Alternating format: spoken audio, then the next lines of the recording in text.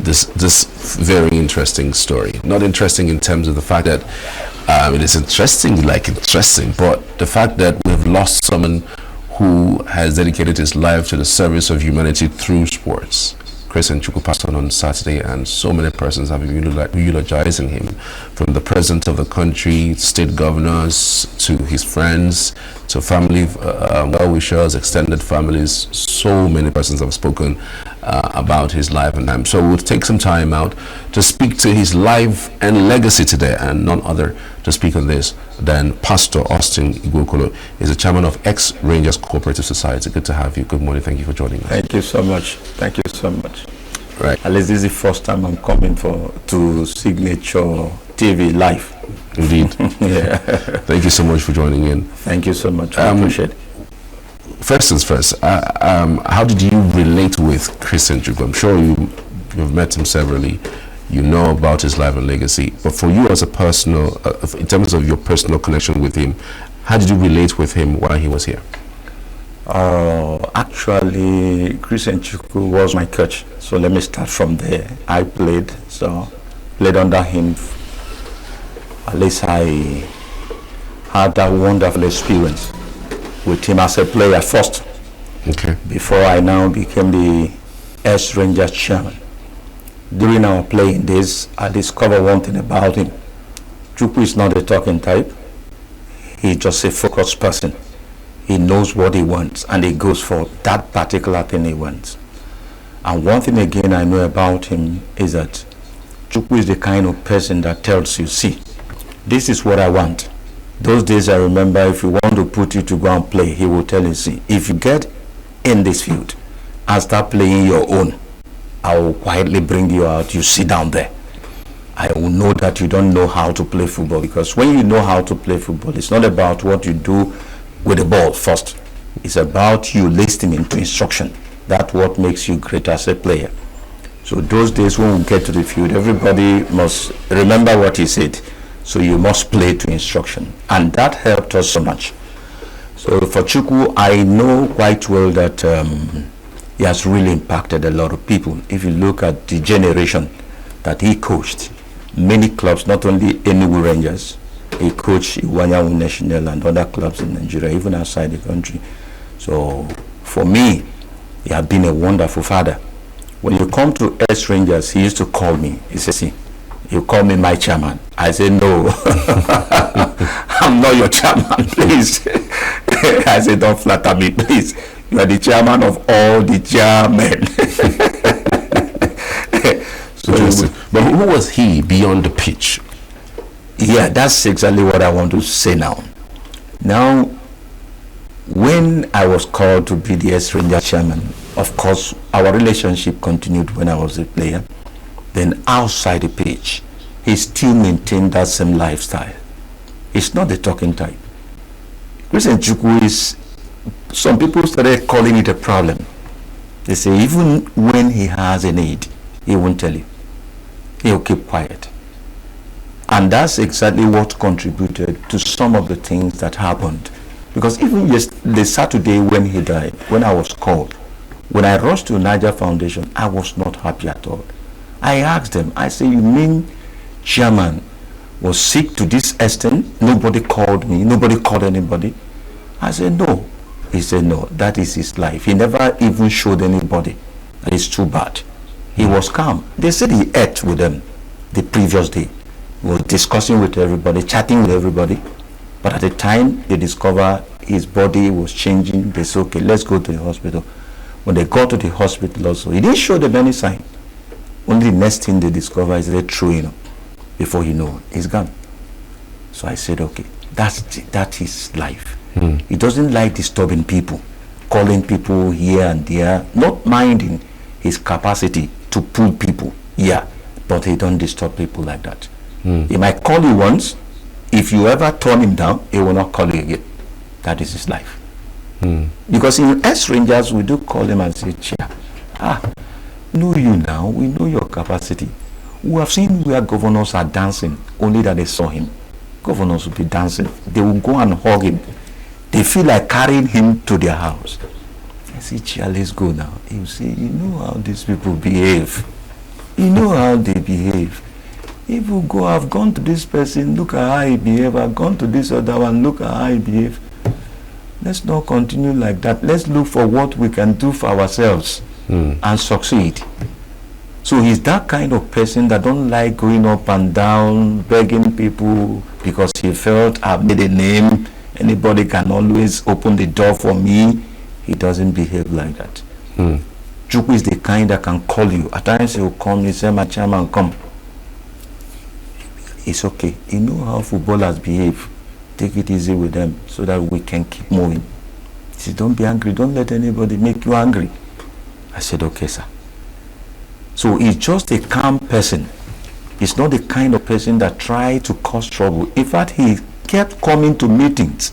All our meeting, strangers meeting, any day I am around, I didn't see Chukwu there, I'm worried. I have to call him immediately. MFR, what is happening? I didn't see you. Because he's the first person that will come. He will come there and sit down, waiting for us. When I come, he say, hey, my chairman, you have to pay us. You are late. You have to pay us. So everybody will start laughing. I say, MFR, please, I'm very sorry, sir. There's something that was keeping me. It's no problem. Let's carry on. He comes to the place. He wants to be happy. He's a kind. You see him laugh all through. Everything you're sharing there, you will let it with joy and gladness. And it's the same with all of us. Even when I'll come and say no, I'll go to him and say, is there anything you need? He said, no, my chairman, I'm okay. So his joy is just to stay with us. His joy is just to see those children that played under him.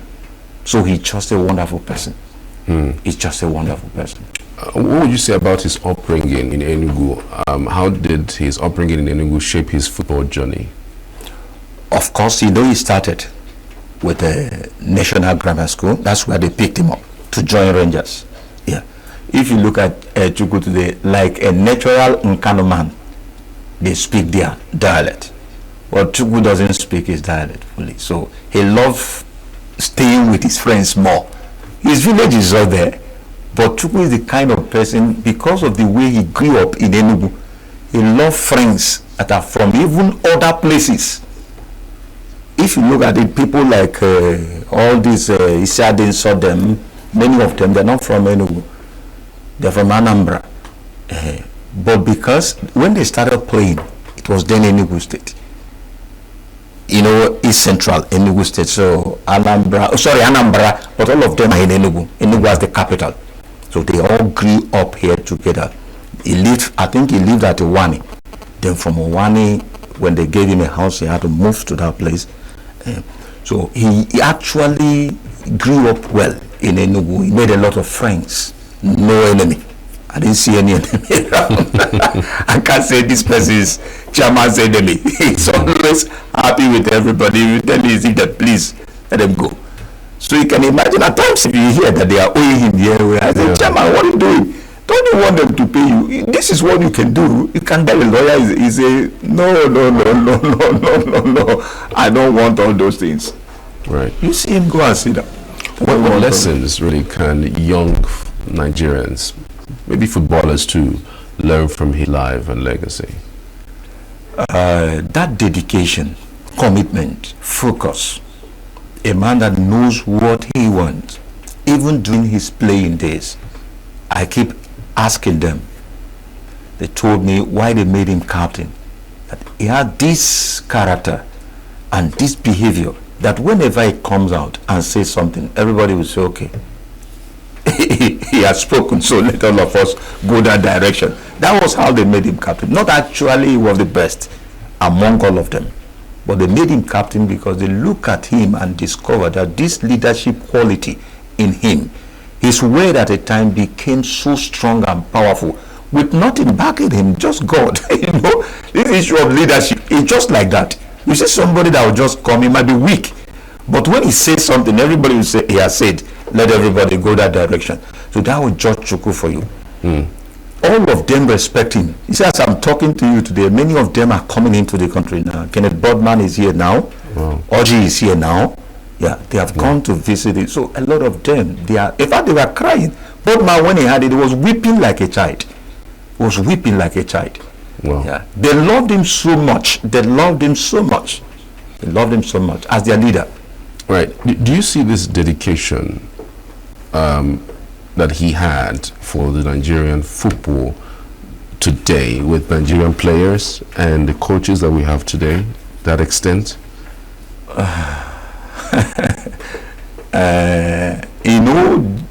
Their days and today is not the same. How so? Yes, I will explain. It's true, it's like my brother. He's a lawyer, but an old lawyer. At times, a client will come. He will look at the client and say, okay, I've seen your case.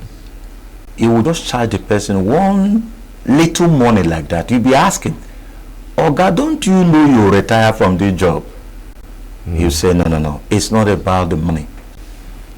Now I started asking questions. One of that lawyer told me, he said, forget about the lawyers of now. He said, these ones are looking for money. He said, but you know those days, there are things they used to teach them. And their own is to make sure they are standing, just like Jesus stood for people, so that he can redeem them. The lawyers are to stand for you. They stick their neck, they are ready to die. So it's not the money matter. It's just the same. When Chris and Chukwu them started, there was no money attached to football. So they had that spirit. They had that strength. It's not about money now. They are looking at what do we want to achieve. They only made a name for themselves. And they don't even know that they were making a name for themselves. They were actually playing with passion. They were playing with everything in them, with a joy. If you hear the story, some of them, they will tell you they broke their head, they did this, they were still playing in the field. Their parents will die, they will say maybe the father died. They say they are burying father this day, you're not coming. They say no, you keep on the burial ceremony and rest of them, I'll be coming. That's a match, we have to play. We have to play. But today, you don't see such a thing happen again. You don't see such a thing happen again. So I don't, of course, they are looking for money. Everybody's for money. If you don't give me money, I'm not there for you. It's the amount of money you give to me that determines how I play for you. Yeah, but again, I mean, some persons will say it's your talent, it's your skill. You just have to monetize it. Yeah. Do you think that they lost the opportunity to monetize their skill? You mean Chukwu then? Yes. Of course, the money then wasn't the end thing. The money then, if you know how they formed Rangers, if you've had the history, it was after the war. So the formation of Rangers is not to make money. It's how do we get back to Nigerian system? Because then we lost the war as Igbos. That's the truth. So the problem was that they kept us aside. They kept us aside. There's nothing they were doing now that they consider us. They see us as people that lost the war. But now, when Inyazudem came back and said, what do we do? How will the Igbos be integrated back again to the system? They then said, okay, the only way is that let's form a club. If we can form this, and God help us, the Igbos can be able to, at least from that place, start representing the nation again. Maybe from there, there'll be unity again. That's how they formed Rangers.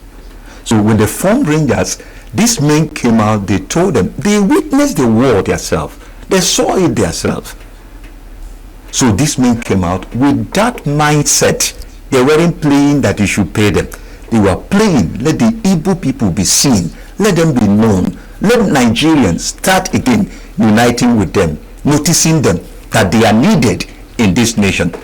That was how they started playing. And when they started playing, you need to see, even my senior brother used to tell me that those days they used to trick. Dr. Chike told me that those days, he said it was then that their dignity started returning. When they play at the stadium, you need to hear Enyimba, Enyi, Enyimba, Enyi. You understand? So Igbo people started regaining their value again in this nation, Nigeria.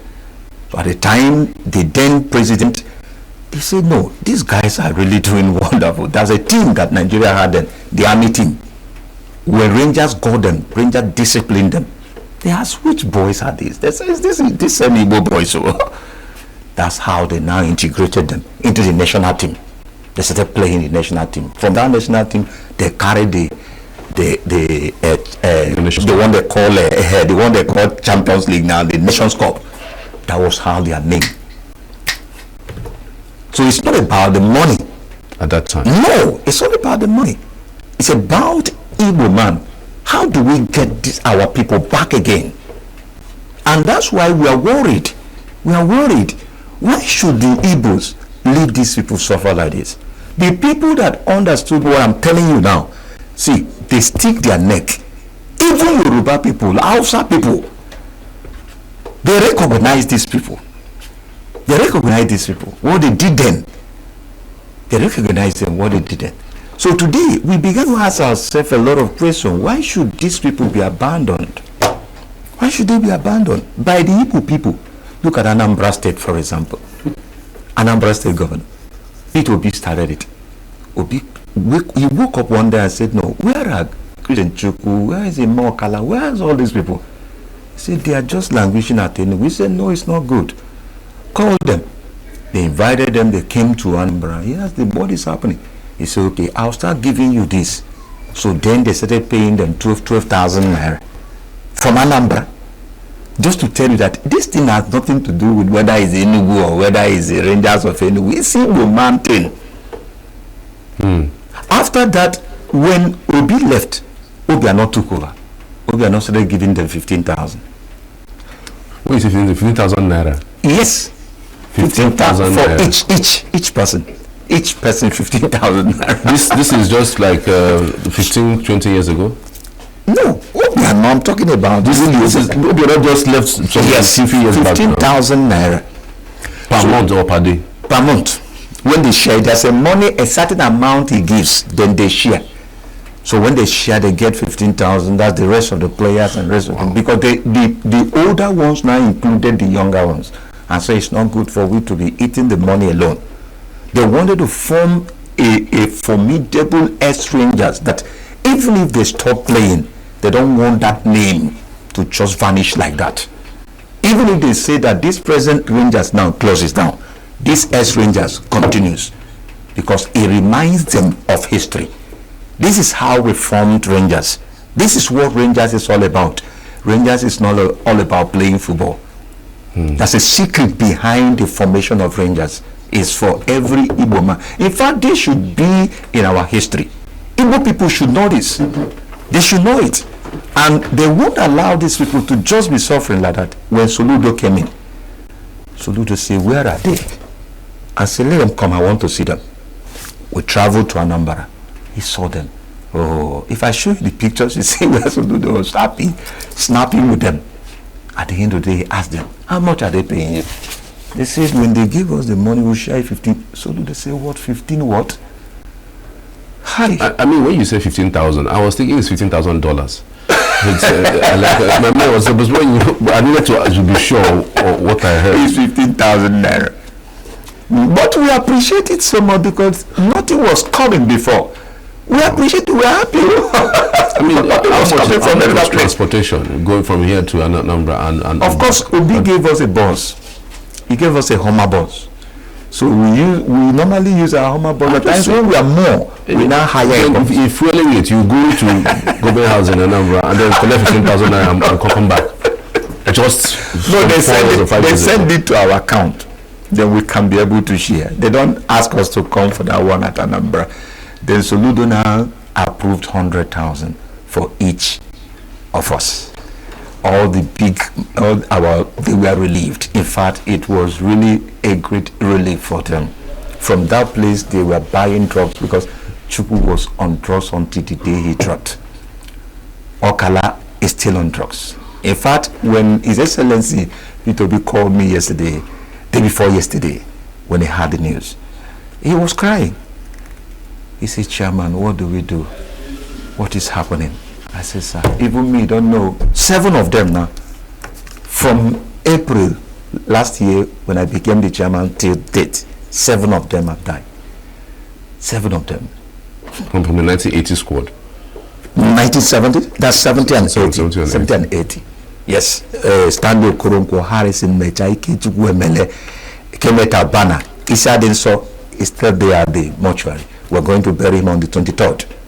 Isadinso, then Christian Chukwu now. MFR. There's someone that said that died at Uyo, that died on the same day that he died. Yeah, he didn't play for Rangers. Okay. That one didn't play for Rangers. Okay. Yeah, he didn't play for Rangers. So it's really it's a burden. It's a burden that everybody should come to know. You know, I told him, I said, do you know where our problem started? The abolished history. There are certain history that people will hear, it will touch them. In fact, as I was coming now, I have to excuse Dr. Chike. Dr. Chike have been one man that I don't know how we can appreciate. He told me, one name, Otu Akamha, Oganuraga. I know everything. I knew everything. How these men brought us back to the system. I knew everything. He told me one story. He said it's a pathetic one. Army man, they were dealing with an Igbo man. As a little boy, he said you need to see the way they were maltreating the young man. He rushed. As a little boy, he rushed to the army man. The army man said, who is the person that is guiding this little boy? If you don't call him back, I will shoot him. What? He said, if you don't call, that's after the war. If you don't call him back, I will kill him. They have to run. The auntie had to run and grab him and say, do you want to put me into trouble? Because those days, after the war,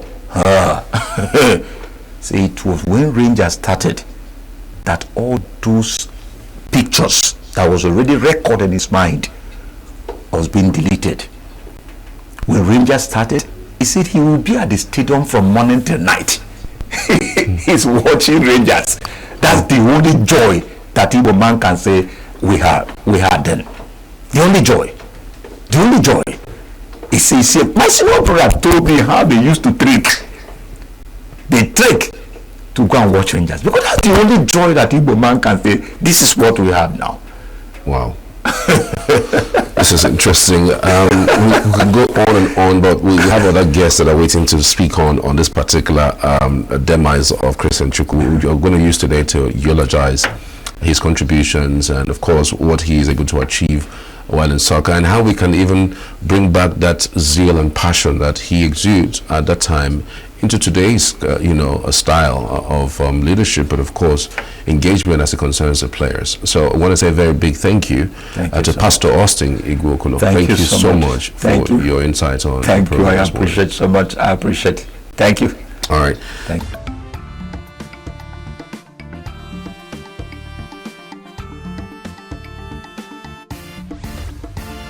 Signature TV, news in your pocket.